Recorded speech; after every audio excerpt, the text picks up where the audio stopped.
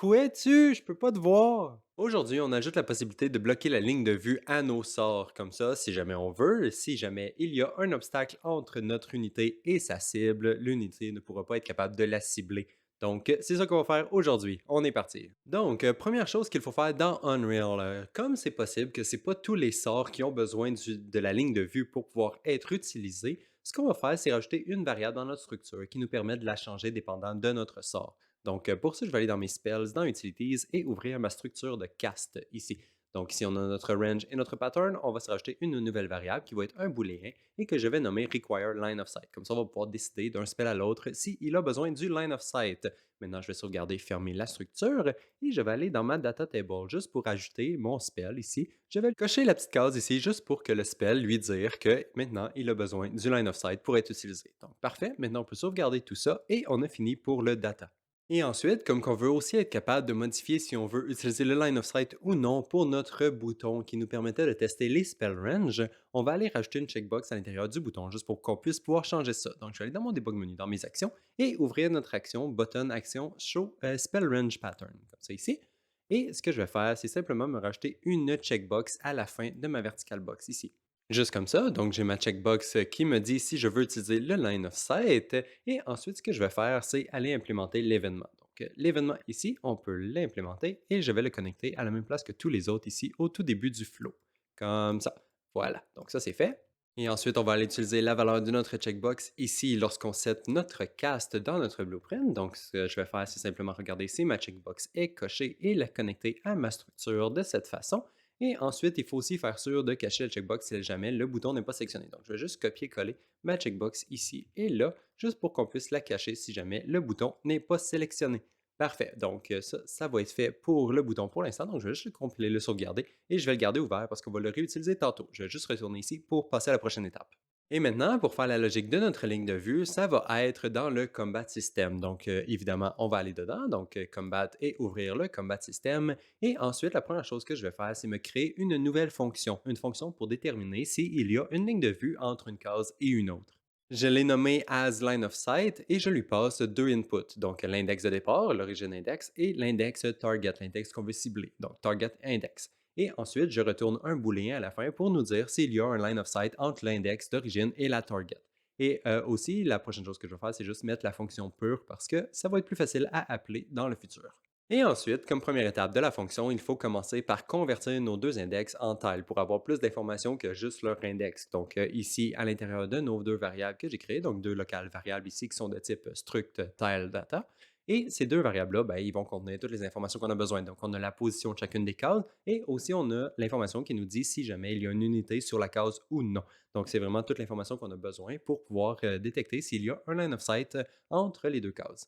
Ensuite, comme qu'on veut faire un line trace à partir de notre case de départ et notre case d'arrivée, notre case ciblée, il va falloir avoir les positions de chacune de ces cases-là. Donc ici, c'est ce que je fais. J'obtiens la position de start de mon line trace à partir de ma position de mon origin tile et ensuite la position end de mon line trace à partir de mon target tile. Donc là, j'ai mes deux positions de mes deux cases sur la grille et je peux faire un line trace entre les deux. Mais par contre, on ne veut pas vraiment utiliser la position telle quelle de nos deux cases. Parce que si on utilise la position telle quelle des deux cases, le line trace il va vraiment partir à partir du niveau du plancher et terminer dans le plancher aussi. Donc, c'est pas vraiment ce qu'on veut. Ce qu'on veut faire, c'est peut-être prendre en compte la hauteur de nos unités. Donc, si jamais on utilisait une unité qui est super grande, le line trace pourrait commencer plus haut parce que techniquement, les unités qui sont plus grandes, ils voient plus loin. Et même chose, à l'inverse, si on utilisait des unités plus petites, le line trace serait plus bas. Donc, c'est pour ça ici que je me rajoute un offset de hauteur. Là, c'est un vecteur 3, mais on va seulement modifier le Z.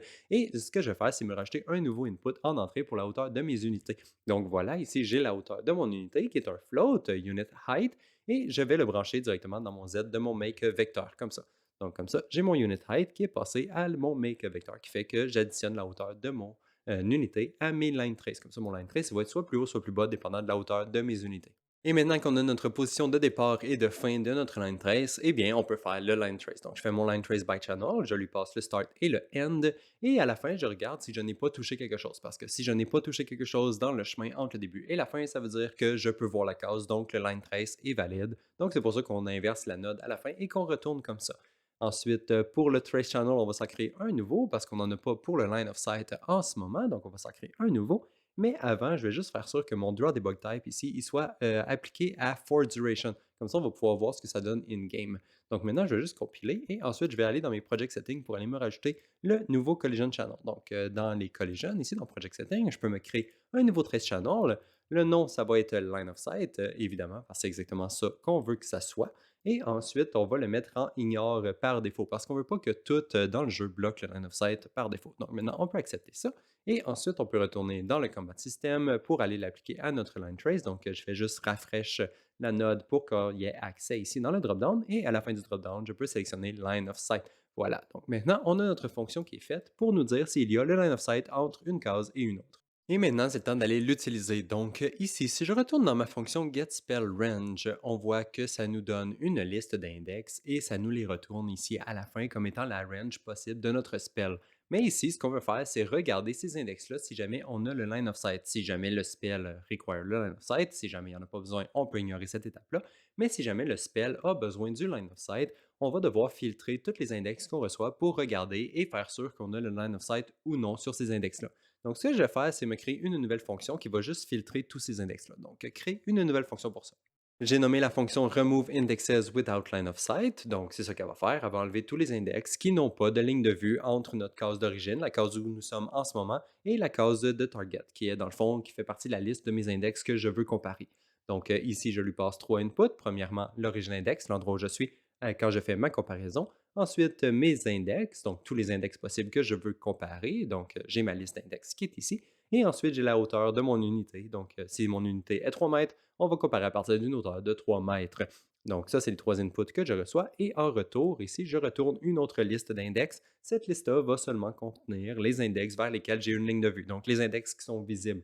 Les index qui ne le sont pas, ils ne feront pas partie de la liste. Et ensuite, première étape, comme qu'on veut pouvoir comparer tous les index qu'on reçoit en input, je vais simplement commencer avec une for each loop. Comme ça, on va pouvoir looper à travers tous les index et les comparer tous un à un. Et pour chacun des éléments dans notre liste, on va simplement appeler notre fonction asLineOfSight pour regarder si on a une ligne de vue vers cette case-là. Donc, est-ce qu'on la voit ou non? Et si jamais on la voit, donc ça va être true ici, si jamais on voit la case, ce qu'on veut faire, c'est l'ajouter à une nouvelle liste qu'on va retourner ici à la fin.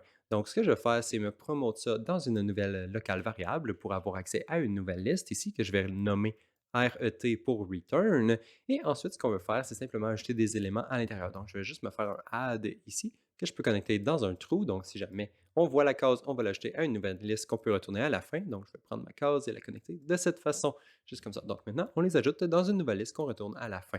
Voilà. Donc, maintenant, ce qu'il faut faire, c'est simplement aller utiliser cette fonction-là dans notre getSpellRange fonction. Donc, on va aller ici et on va l'utiliser juste avant de retourner nos index à la fin. Et c'est à peu près à ça que ça ressemblerait. Donc, si jamais notre spell require le line of sight, donc s'il y a besoin d'une ligne de vue, on va appeler notre nouvelle fonction qui filter out toutes les cases qui n'ont pas la ligne de vue. Si jamais il n'y a pas besoin d'une ligne de vue, ben on fait juste retourner notre liste parce que ça fonctionne déjà comme il faut. Mais par contre, si on a besoin de la ligne de vue, on peut juste appeler la nouvelle fonction qui va filter out toutes les autres cases.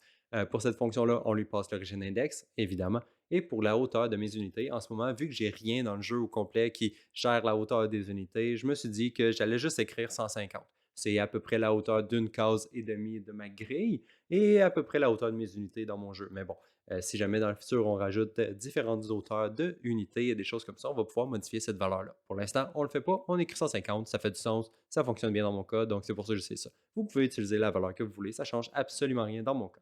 Donc voilà, maintenant à la fin, on return les index qui ont été filtrés. Donc parfait, maintenant on peut compiler et aller tester, voir in-game si ça a changé quelque chose. Et donc ici, je me sélectionne mon spell range et je vois que je peux dessiner ma range comme avant, ça n'a rien changé, il n'y a pas de problème. Mais par contre ici, si je coche ma checkbox de line trace, on va voir si ça fonctionne. OK, donc on voit qu'on a des line trace, déjà là c'est un bon départ, les line trace fonctionnent, mais par contre on dirait que la logique ne fonctionne pas vraiment parce que on peut toujours caster notre spell de l'autre côté du pilier qui est ici. Même chose pour l'arbre, on peut caster le spell au travers de l'arbre, même chose pour la clôture, l'autre arbre qui est là. Donc, il n'y a rien dans le jeu en ce moment qui bloque les line traces. On a des line traces, les line traces fonctionnent, mais par contre, il n'y a rien dans le jeu qui les bloque. Donc, on va aller juste faire en sorte que nos objets les bloquent parce qu'en ce moment, il n'y a rien qui le bloque. Donc, on va aller juste rajouter le line trace channel à tous nos objets qu'on veut qui bloquent le line trace. Donc, on va aller faire ça. Et en fait, ici, je suis quand même paresseux parce que ça ne me demande pas vraiment d'aller à travers tous mes objets, tous mes obstacles de tous mes levels juste pour ajouter le line trace sur eux. Je trouve que c'est trop de trouble. Donc, à la place, ce que je vais faire, c'est juste utiliser les volumes qu'on a déjà. Donc, ici, on a tous nos volumes qui nous permettent de déterminer les obstacles de notre grille. Donc, ce que je vais faire, c'est ajouter le line trace dans ces volumes-là à la place. Donc, on peut ouvrir le BP Grid Modifier pour aller faire ça. Et ici, ce que je vais faire, c'est que ici, j'ai le set collision response to channel pour le ground and grid modifier. Je vais juste le dupliquer et faire la même chose pour notre nouveau line trace. Donc, je vais juste le reconnecter comme ça. Et à la place du ground modifier, je vais juste mettre line of sight et le new response, je vais le mettre à bloc, comme ça. Et aussi, j'aimerais bien que ce soit suffisant, mais ça ne l'est pas. La feature est un petit peu buggée là, dans la version que j'utilise, donc 4.25. Donc, ce que je vais faire, c'est sélectionner mon static mesh et aussi l'appliquer dans le static mesh ici, dans les collisions. Donc, comme ça va être aux deux places et ça devrait fonctionner. Donc, ce que je vais faire, c'est changer mon collision preset ici à custom. Ensuite, pour le collision enable, je vais le mettre en query only, no physics collision. Et ensuite, ce que je vais faire, c'est ici le ground and grid, je vais le mettre overlap, comme qui est écrit ici. Et ensuite, pour le line of sight, je vais le mettre en bloc, même chose qu'on a mis juste ici. Maintenant, si on compile, on devrait pouvoir retourner dans notre jeu et nos spells devraient maintenant être bloqués par nos obstacles. Et donc voilà, j'ai mon Diamond spell que j'essaie de caster et on voit que maintenant ça fonctionne. Le spell ne se fait pas caster au travers de nos obstacles comme ça ici. Même chose ici. Là, les line traces sont un petit peu dérangeants, il y en a beaucoup. Mais bon, on voit bien que ça bloque quand même le line trace et notre range est maintenant plus limité. Donc parfait. Donc ça fonctionne très bien. Même chose pour la petite fence qui est ici. Parfait. Donc ça fonctionne. Par contre, ici, je ne sais pas si vous voyez dans le coin en haut à droite, ici, on dirait que mon spell, il passe au travers du plancher comme ça. Quand j'essaie de targeter les cases qui sont plus hautes que moi, on voit ici les lignes qui passent au travers du plancher. Donc ça ne devrait pas vraiment être possible. C'est pas très évident de voir, mais en fait, on ne devrait pas être capable de caster nos spells à travers du plancher. C'est vraiment étrange. Même chose quand c'est dans l'autre direction. Quand on essaie de cibler des cases qui sont en bas, on voit que les line traces passent au travers du plancher. Donc je trouve pas que c'est très bien. Donc, ce qu'on va faire, c'est aller faire en sorte que nos cases de notre grille bloquent aussi le line trace. Comme ça va nous empêcher de caster des spells à travers le plancher comme ça se passe en ce moment. Donc, allons faire ça rapidement. Et toutes les cases de notre grille sont générées à partir du BP Grid Mesh Inst. Donc, on va aller directement fixer ça à l'intérieur. Donc, je vais aller dans mon grid, dans Utilities ici, et je vais ouvrir BP Grid Mesh Inst. Et ici à gauche, je vais sélectionner mon instance Static Mesh et on va faire la même chose. Donc, je vais scroller jusque dans mes collisions ici. Et on voit que ça bloque déjà la grid. Donc, ce qu'on va faire, c'est qu'on va aussi bloquer le line of sight. On peut juste cocher la petite case ici et ça devrait être suffisant. Donc, maintenant, on peut compiler, fermer le blueprint et on devrait aller pouvoir retester dans le jeu, voir si ça l'a aidé. Et voilà, donc maintenant si je clique ici, on dirait que ça fonctionne. Je suis plus capable de caster mon spell au travers du plancher et même chose dans l'autre direction. Là. Je ne suis pas capable de caster mon spell à travers du plancher comme ça. On voit que ça se range seulement aux cases qui sont plus loin, sauf si jamais on est proche, mais là ça change la range comme ça. C'est pas parfait encore, on va policher ça un tout petit peu, mais bon, ça nous donne quand même un bon résultat pour l'instant. Mais par contre, c'est pas parfait. Ici, si je clique à droite, ici on voit que ça réussit quand même à caster spell entre le petit espace qu'il y a entre mes deux cases ici. Et ça, dans le fond, c'est juste parce que mes collisions ne sont pas assez grosses sur mes cases. Donc, je pense que ce que je vais faire, c'est juste refaire mes collisions de tous mes meshes, de tous mes tile types, donc triangle, hexagone et carré, et on va réimporter les meshes et ça devrait réparer le problème. Donc ça, je vais faire ça tout de suite et je vous donne les meshes aussi, comme ça vous allez pouvoir réimporter vos cases vous aussi. Et voilà, donc ici j'ai mes trois nouveaux meshes qui ont été modifiés, donc je vais les prendre et les utiliser pour réimporter les objets qu'on a déjà dans le jeu. Donc je vais utiliser mon grid hexagone flat pour remplacer le précédent grid hexagone flat. Et ensuite je vais faire la même chose pour les autres. Donc je vais aller dans le square, remplacer le square par le square flat, ici square flat, et finalement triangle pour le triangle flat. On les réimporte. Et maintenant, si on les sauvegarde, ils devraient maintenant avoir des meilleures collisions. Et si on s'en va tester dans le jeu, ça devrait être beaucoup meilleur.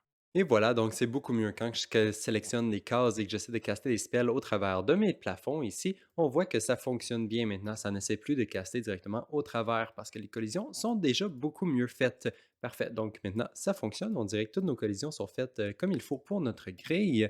Maintenant, la prochaine étape, ça va être de faire les collisions avec les unités parce que là, on collide avec la grille, mais là, il y a encore les unités qui peuvent bloquer le line trace. Donc, allons faire ça.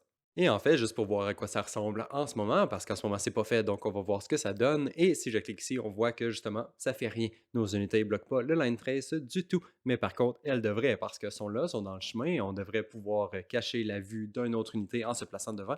Et en ce moment, on peut pas. Donc, on va aller faire ça rapidement pour que ça fonctionne. Et en fait, je dis qu'on va aller faire ça rapidement, mais ça va quand même nous prendre un peu plus de temps parce que les unités se déplacent sur la grille. C'est pas la même chose. Donc, pour ça, ce que je vais faire, c'est aller dans mes unités et on va voir c'est quoi que ça va donner. Donc, on va aller dans Units et ouvrir BP Unit.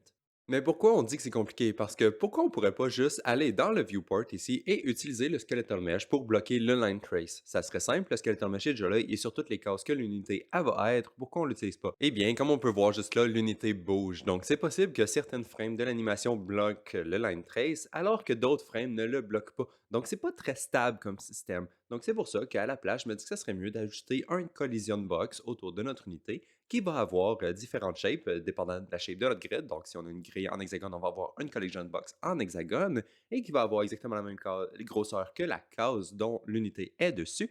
Et aussi, comme ça au moins, ça va être stable. Même si l'unité bouge, la collision box ne bougera pas. Donc, l'unité va vraiment bloquer le line trace en tout temps de façon stable.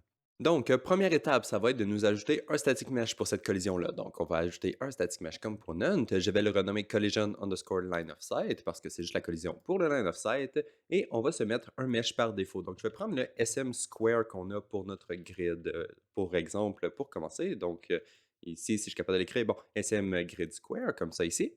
Et maintenant, je vais juste mettre mon cube autour de mon unité. Donc, je vais l'envelopper. Donc, on va dire à peu près à 200 unités dans les airs. Et pour le scale, je vais le mettre 2 par 2 par 2, comme ça. Bon, l'unité prend exactement un cube d'espace sur ma grille. Et maintenant, la prochaine étape, c'est de setup les collisions. Donc, je vais aller ici en haut à droite pour changer les collisions presets. Je vais le mettre à Custom Query Only. Et je vais ignorer tous les channels sauf le line of sight parce qu'on veut juste bloquer le line of sight parfait comme ça. Maintenant, on peut aller changer la forme de notre collision dépendant de la forme de notre grille. Et ça se passerait dans notre fonction setGrille parce que c'est à ce moment-là qu'on sait quel genre de grille qu'on est dessus. Est-ce que c'est hexagone, triangle ou carré? Donc, on va faire la logique qui change la forme de notre collision juste ici. Et c'est aussi simple que si on a seulement à prendre le shape data de notre grille pour pouvoir accéder au mesh qui est à l'intérieur et l'utiliser pour setter le static mesh de notre static mesh component qu'on a ici. Et tant qu'à être ici, on devrait aussi setter le scale de notre static mesh parce qu'on veut que le static mesh soit toujours de la même grosseur que notre grille. Donc, si vous avez une plus grosse grille, il faut que le static mesh s'adapte pour qu'il bloque la case au complet.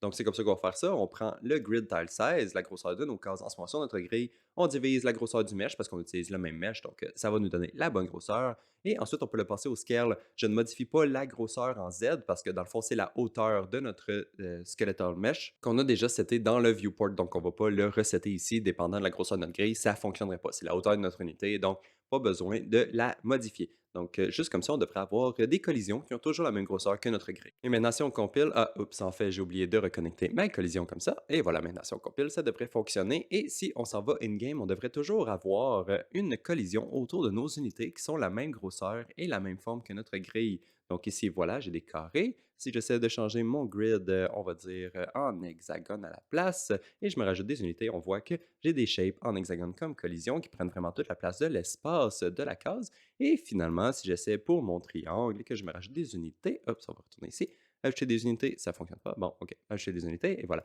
Donc là, ça semble fonctionner. Et non, ça fonctionne juste pour les cases qui regardent par en haut. Ça ne fonctionne pas pour les cases qui regardent par en bas parce que, dans le fond, il faut aussi changer la rotation de notre mèche parce qu'en ce moment, il fait seulement regarder par en haut, il ne regarde pas par en bas. Donc, ça ne fonctionne pas comme on veut. On veut vraiment que ça suive la forme de nos cases. Donc, on va aller changer ça rapidement en changeant la rotation de notre mèche aussi. Et on fait juste ça comme ça, super simplement, parce qu'on a déjà une fonction qui nous retourne la rotation de nos cases. Donc, on peut simplement prendre cette fonction-là dans notre grille et l'utiliser pour setter la world rotation de notre component. Et maintenant, si on s'en va essayer ça in-game, on devrait maintenant avoir des cases qui sont orientées correctement. Donc, si je m'en vais dans mon triangle ici et que je me rajoute mes unités, donc on peut voir que les triangles qui regardent par en bas maintenant, les collisions regardent par en bas aussi. Et même chose, si on prend des triangles qui regardent par en haut, les collisions aussi regardent par en haut. Donc maintenant, nos collisions, vraiment, ils fonctionnent parfaitement avec la grille. Parfait.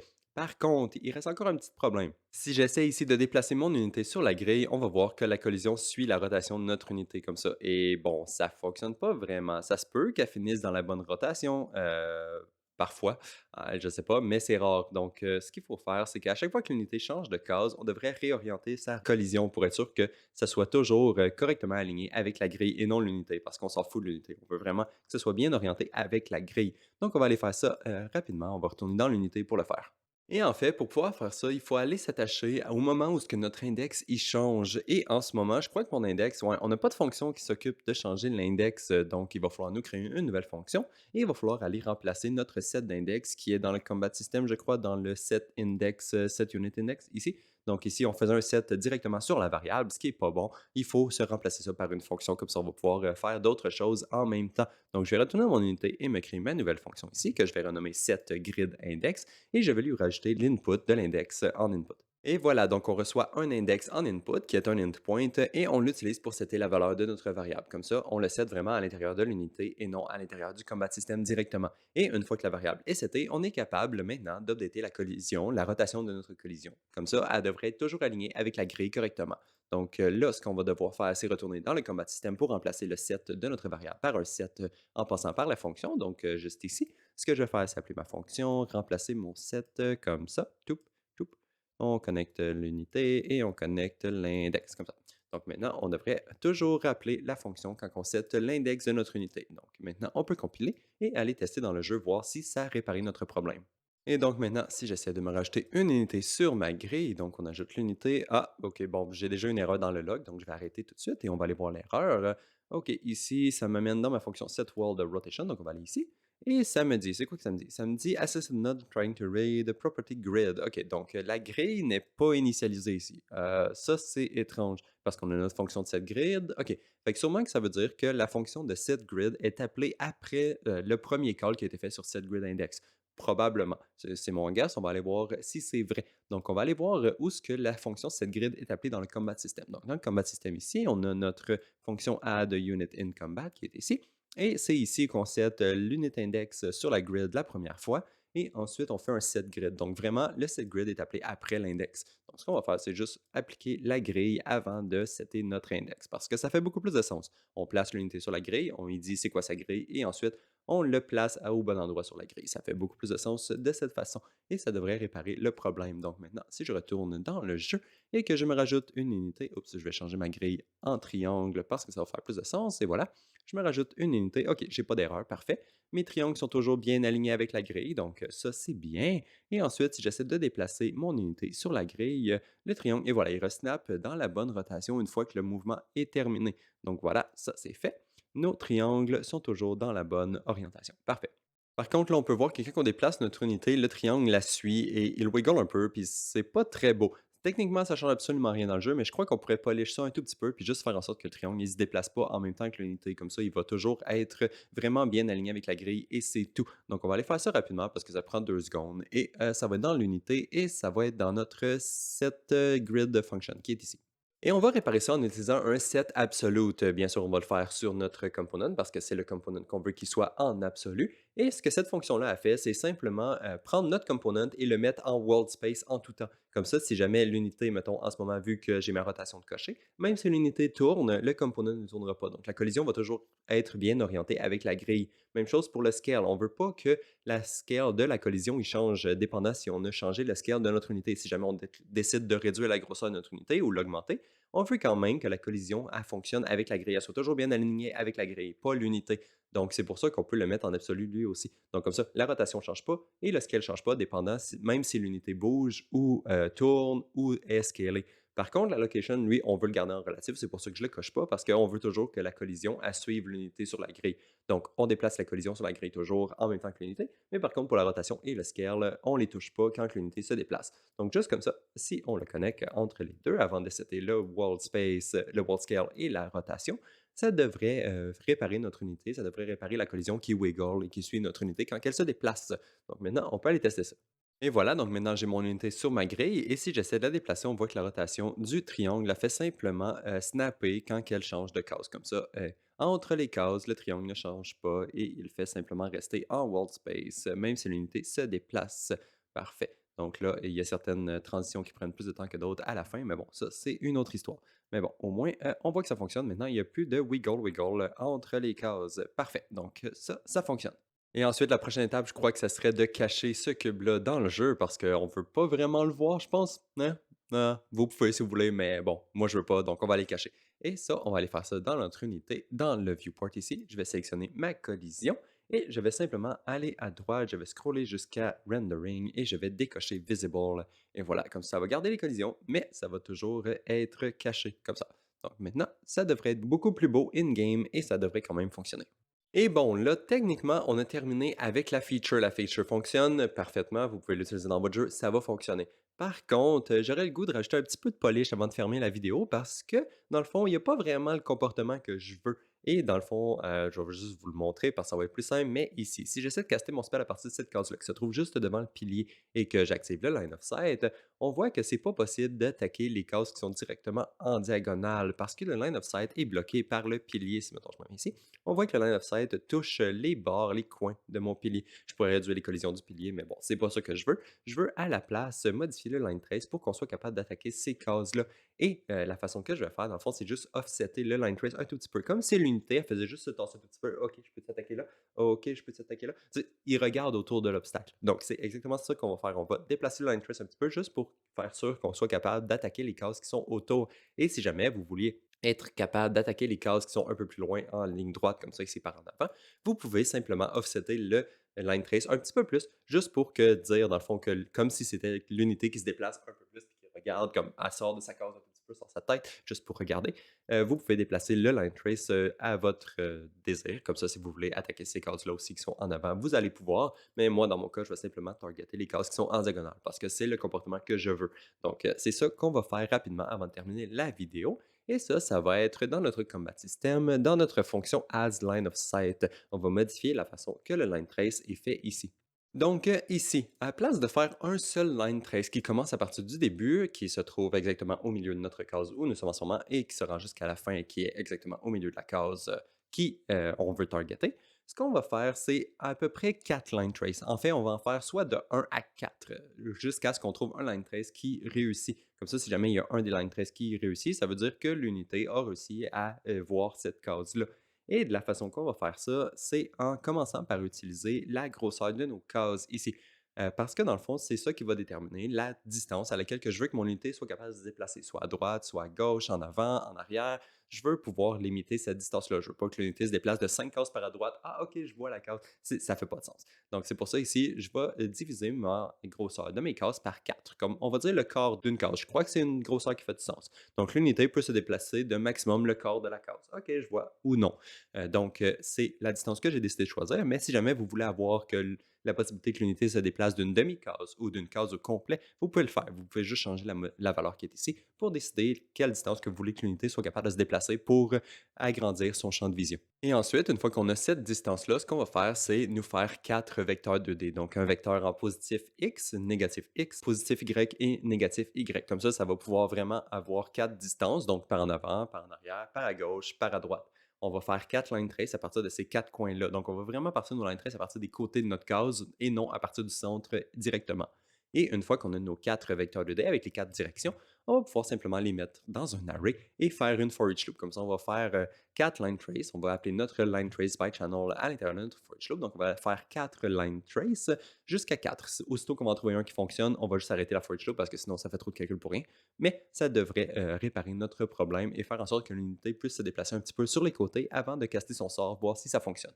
Et voilà, donc c'est à ça que ça ressemble une fois que j'ai rajouté la for each loop dans le flow juste avant notre line trace. Comme ça, en ce moment ici, on va faire 4 line trace parce qu'on a 4 éléments dans notre for each loop. Et si jamais la for each loop complète, je fais simplement retourner false parce que ça veut dire qu'il n'y a aucun des line trace qui a fonctionné. On n'a absolument aucune visibilité sur cette case-là. Donc, on va retourner false juste ici. Et maintenant, ce qu'il nous reste à faire, c'est utiliser notre array element à l'intérieur du flow pour affecter notre line trace. Et de la façon qu'on va faire ça, c'est en utilisant le start et en faisant un offset dessus. Donc, je vais juste faire plus ici, donc vecteur plus vecteur, en lui passant l'array element. Donc, ça va offsetter le start un tout petit peu, dépendant du calcul qu'on a fait ici. Et ensuite, je peux le repasser dans mon start. Comme ça, on va juste offsetter la position de départ de notre line trace. Et maintenant, il reste juste une dernière petite chose à faire et c'est le return qui est ici. Parce qu'en ce moment, ça fait juste return aussitôt qu'on a fait un élément de notre loop. Donc, on prend le premier élément, on fait un line trace, on return. C'est pas bon parce que là, ça va skipper toutes les autres loops et c'est pas ça qu'on veut. Donc, ce qu'on veut, c'est simplement retourner si jamais le line trace a réussi. Donc, juste dans le cas que le line trace a réussi. Donc, ce qu'on va faire, c'est une branch. Ici, je me fais une branch pour savoir si le line trace est réussi. Et si oui, je vais simplement retourner true. Sinon, on va juste passer à la prochaine loop. Donc, on va rien faire. Ça va passer à la prochaine for each loop en espérant qu'on peut retourner ici. Et si jamais on n'a pas réussi à retourner true à la fin, après tous les 4 éléments de notre for each loop, on va retourner false parce qu'on n'a pas été capable de voir aucune des cases. Et maintenant, retournons dans le jeu voir à quoi ça ressemble. Donc maintenant, si je clique sur ma case ici, on devrait voir que voilà, on est capable de sélectionner les cases qui sont en diagonale maintenant. Parfait, donc ça me donne exactement ce que je veux. Celle-là, peut-être que je la voudrais pas, mais bon, je crois que ça fait quand même du sens aussi, c'est pas trop pire. Mais bon, ça, vous pouvez changer votre distance, votre offset, ici le petit offset qu'il y a dans le divisé par 4. Ici, vous pouvez changer pour avoir le résultat que vous voulez. Donc voilà, et ici, on peut voir maintenant que nos line traces commencent à partir du milieu. Là, on a 4 positions de line trace, on a une ici, une là, là et là. Et c'est là les lignes de départ de nos line traces. Donc maintenant, c'est plus au centre de la case, c'est vraiment dans les coins. Il y a beaucoup plus de line trace qu'avant, mais bon, ça, c'est un des coûts que je suis prêt à assumer que ça va aider l'expérience du jeu. Si jamais on a des meilleurs calculs que ça, peut-être qu'on pourrait juste utiliser 2 line trace au lieu de 4, mais bon, peu importe. En ce moment, ça fonctionne bien. Si jamais dans le futur, je veux réduire ça, on le fera. Mais pour l'instant, je crois que c'est assez bien. Donc, parfait. Et en fait, maintenant aussi, si jamais vous décidez d'utiliser votre cast spell au lieu d'utiliser le show spell range, vous pouvez utiliser le test spell qu'on a créé et on va voir que ça fonctionne aussi en fait. Donc maintenant, ça fonctionne bien pour tous nos sorts. Si jamais nos sorts utilisent le line of sight, on voit que maintenant la range s'adapte automatiquement dépendant si ils ont le line of sight ou non. Donc bon, on dirait que la feature est complétée et que la vidéo est prête à être terminée. Et en fait, c'est le cas. Mais par contre, avant de terminer la vidéo, ce que je vais faire, c'est me rajouter quelques petits debug features dans le debug menu.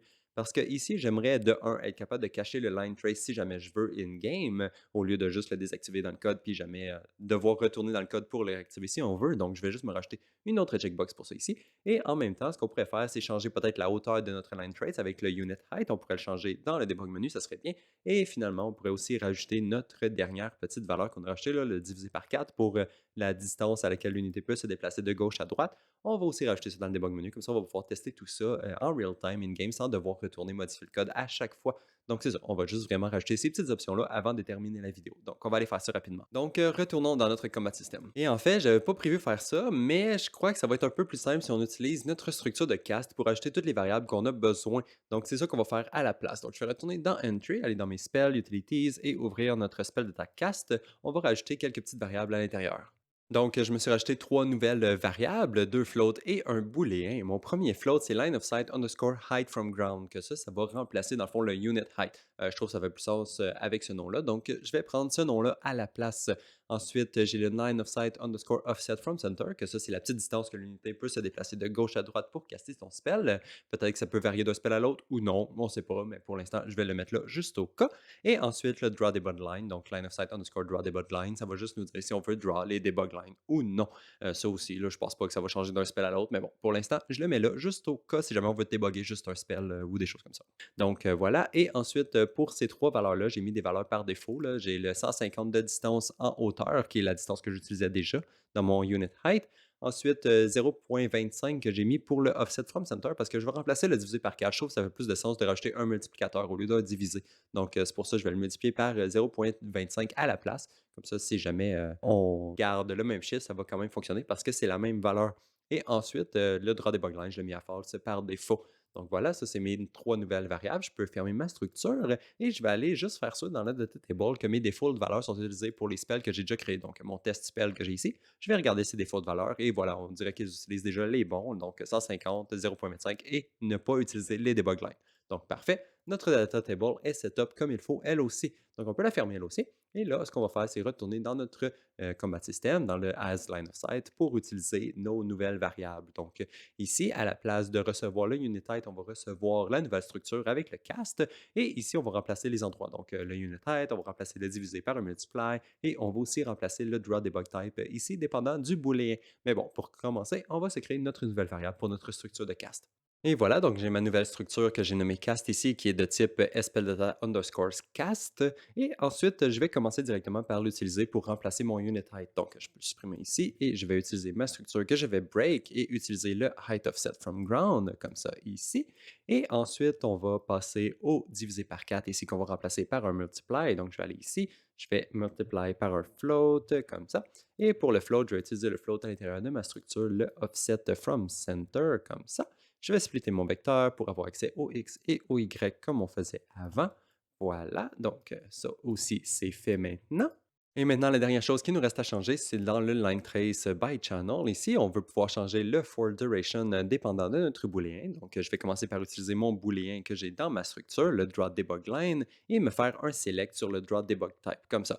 Ensuite, je connecte mon booléen pour avoir accès au true et au false. Dans le true, je vais mettre un for duration, donc on va dessiner les lignes pour une petite duration. Sinon, à false, on va dire none pour ne pas avoir aucune ligne de dessinée. Donc voilà. Et je crois que ça va compléter cette fonction-là. Donc maintenant, la seule chose qui reste à faire, c'est aller à tous les endroits où la fonction est appelée et remplacer notre cast. Dans le fond, passer la valeur de notre cast à notre fonction. Et pour faire ça, la première étape qu'on va devoir faire, c'est aller au tout début de la fonction ici et supprimer notre unit height parce qu'il est plus utilisé, donc on peut l'enlever. Donc je vais juste le supprimer comme ça. Hop, ça c'est plus bien aligné, peu importe, comme ça ici. Donc maintenant, le unit height n'est plus là. On a notre cast à devoir transmettre l'information. Donc je vais juste faire un find référence sur la fonction pour aller voir à tous les endroits où elle est appelée. Je vais cliquer sur le find all blueprint icon, qui est juste la petite jumelle ici. Et ça nous dit que la fonction est utilisée à un seul endroit, que c'est ici. En fait, non, ici. Ça, c'est la définition de la fonction. Donc voilà, c'est utilisé juste ici. Et donc, juste ici, on voit que ça passait le unit height qui n'existe plus, donc on peut le supprimer. Et on va prendre notre cast et on va le passer à partir du début de la fonction. Ici aussi, je vais supprimer le unit height parce qu'on n'en aura plus besoin. Donc voilà, ça c'est fait pour cette fonction-là aussi. Je vais juste compiler pour être sûr que ça fonctionne. OK.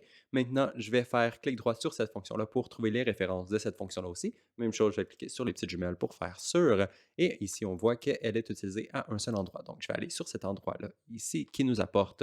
Ici, on passait le unit height, donc ça n'existe plus, donc on peut l'enlever. Et maintenant, pour le cast, je crois que oui, on le recevait déjà en input à notre fonction. Donc, je vais juste prendre ma fonction, ma variable de cast ici, et la passer à ma fonction de cette façon. Donc voilà, maintenant, l'information devrait se rendre jusqu'en bas au complet. Et maintenant, la dernière chose qu'il nous reste à faire pour la vidéo d'aujourd'hui, c'est d'aller populer notre variable de structure à l'intérieur de notre debug menu en utilisant les informations qu'on va entrer dans l'interface. Donc pour ça, ça va être dans notre bouton qui est dans le debug menu, donc debug menu action, button action, show spell range pattern, ça devrait être le bon. Et ici, je vais aller dans mon designer pour me rajouter trois nouveaux components pour les trois nouvelles variables qu'on veut modifier. Donc voilà les 3 nouveaux components que j'ai rajoutés. Donc ici, j'ai 2 spinbox with name pour la hauteur et mon center offset. Donc les valeurs sont en haut à droite si jamais vous voulez, mais c'est ça. Min max value, c'est entre 0 et 1 million, ça n'a pas d'importance. Le slider, j'ai mis entre 50 et 250 et la valeur, c'est 150. Frag digit 1 et le delta 0.1 pour la hauteur. Ensuite, pour le center offset, j'ai mis 0 et 1 comme max value. Minimum slider, max slider, c'est 0 et 1 aussi. C'est un pourcentage. Ça n'aura pas besoin d'être un gros chiffre. Maximum 1, ça fait beaucoup de sens. Ensuite, pour la valeur, par défaut, j'ai mis 0.25 parce que c'est la valeur que j'utilise en ce moment. Ensuite, les min, max digit 2 et 2, ça devrait être suffisant. Et ensuite, le delta, j'ai mis 0.01. Et finalement, la dernière, c'est juste une simple checkbox avec un texte dessus qui va me dire si on veut dessiner les debug lines ou non. Bon, maintenant, ce qu'on va faire, c'est implémenter toutes les events en bas à droite quand les valeurs changent. Donc, onValue change pour la spinbox ici. Même chose pour la deuxième onValue change quand la spinbox se fait changer. Et finalement, le draw debug line quand le check state il change. Ensuite, on va connecter les trois événements avec tous les autres qu'on a ici en haut, comme qu'on faisait avant, exactement comme ça. Et maintenant, la prochaine étape, ça va être la visibilité. Donc, on veut changer la visibilité de nos trois nouveaux components. Donc, on peut juste les paster ici et les connecter de cette façon pour savoir s'ils veulent être visibles ou non, dépendant si l'action est sélectionnée ou non, comme ça. Et la dernière étape qui nous reste à faire, c'est aller à droite et populer notre structure qui est ici en utilisant les valeurs de nos spinbox et checkbox qu'on vient de créer. Et voilà, juste comme ça, donc nos trois nouvelles variables sont connectées dans notre structure et maintenant, on devrait être capable de l'utiliser dans le jeu pour pouvoir modifier dynamiquement le résultat de nos line trace. Donc ici, si je retourne dans Entry et que je fais Play maintenant, dans mes spells, je vais show mon spell range. Par défaut, je n'ai pas de line of sight, donc ça va bien. Ensuite, si j'active le line of sight, maintenant, on devrait voir que le line of sight est activé, donc oui, ça fonctionne bien. Et ensuite, si j'essaie de draw les debug lines s'activent. Donc voilà, ça fonctionne bien. Et ensuite, si jamais je change la hauteur de mon line trace, ça devrait changer la hauteur de mes debug lines. Oui, voilà, il a monté dans les airs, il descend, il monte, il descend. Mais bon, là, ça n'encaste beaucoup parce que ça réupdate leur position tout le temps. Mais bon, peu importe, on voit que ça monte et que ça descend. Donc on voit que ça fonctionne bien pour la hauteur. Et ensuite, pour le center offset ici. On voit que mon line trace, il commence à partir des petits côtés de mon milieu. Il n'est pas vraiment au milieu, là, c'est sur les côtés du milieu. Mais si on augmente le center offset, on voit que ça augmente, ça s'en va vers l'extérieur. Ça sera même sur les cases adjacentes. Donc, c'est pas vraiment ça qu'on veut. Mais si jamais c'est ça que vous voulez, ben, vous pouvez le faire. Sinon, on peut le réduire pour le ramener à ce qu'on avait, quelque chose qui ressemble plus à ce qu'on avait avant. Voilà, plus au centre de notre case. Et ensuite, voilà, on peut voir que ça va affecter le résultat de notre line trace pour vrai. Si mettons, je m'en vais dans Diamond ici, on voit que je peux seulement caster en diagonale et que ça touche les cases qui sont là. Si je le réduis un peu, ça devrait, et voilà, ça cache la case qui est là. Donc peut-être que c'est ça qu'on veut, peut-être qu'on veut 0.19 à la place de 0.25 si jamais c'est ça que vous voulez. Ou si jamais vous augmentez ça, vous allez pouvoir être capable de cibler les cases qui sont aussi sur les côtés des obstacles, pas juste les cases qui sont en diagonale. Donc voilà, vous pouvez changer cette valeur-là à votre désir, dépendant de ce que vous voulez pour votre jeu. Mais bon, je crois que ça va être tout pour aujourd'hui parce qu'on a fait beaucoup de choses et toutes ces valeurs-là aussi, ils peuvent être appliquées sur nos spells et on voit que ça fonctionne très bien avec notre spell qu'on a ici, notre spell de test. Et là, j'étais sur le point de conclure la vidéo, mais je viens de me rendre compte qu'il nous reste encore un tout petit bug à réparer. Et c'est dans le fond notre line trace ici, il se fait bloquer par les unités. Donc ça, c'est normal. Mais par contre, ça fait aussi en sorte que c'est impossible de targeter les unités avec notre spell en ce moment, parce que le line trace s'arrête juste avant la case que notre unité est dessus, parce qu'elle est considérée simplement comme un obstacle. Et la même chose, si jamais on essaie de caster un spell à partir d'une case qui contient une unité, on voit que notre range ne fonctionne pas non plus. Et ça, dans le fond, c'est juste parce que le line trace se fait bloquer automatiquement par l'unité qui se trouve sur la case. Donc, ce qu'on va faire, c'est juste faire en sorte d'ignorer l'unité qui se trouve sur la case si jamais c'est la case qu'on essaie de comparer. Comme ça, si c'est soit le début ou la fin et qu'il y a une unité dessus, on va juste ignorer cette case-là. On va ignorer l'unité comme étant un obstacle. Donc ça va être super rapide à changer dans le combat system. Et quand je dis que c'est super simple à faire, eh bien c'est le cas. C'est vraiment juste ça ici. On fait simplement rajouter des acteurs to ignore. Donc on va ignorer les deux acteurs qui sont sur la case d'origine et la case de target. Comme ça, quand on va caster notre spell, elles ne vont pas nous bloquer notre ligne de vue vu que c'est la case de départ et la case de fin. Donc, pas besoin de se soucier s'il y a déjà une unité sur cette case-là parce que ça veut probablement dire qu'on veut soit caster un spell en tant qu'une unité sur la case de départ ou qu'on veut attaquer l'unité qui se trouve sur la case de target.